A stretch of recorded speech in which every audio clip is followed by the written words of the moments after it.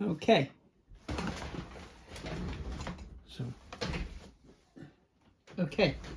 So now we have all soldered,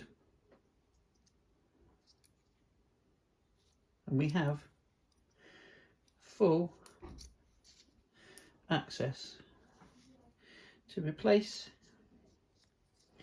any of the pickup cables and for variations in pickups.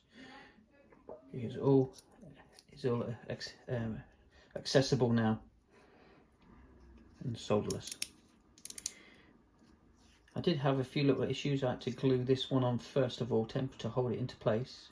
Just tiny bit of super glue on the plastic to plastic. Unfortunately, I only had very low viscosity, so it leaked out a little bit. The super glue did, but nothing. It's just cosmetic. There's no damage at all. But all the joints are really good. Really pleased with that.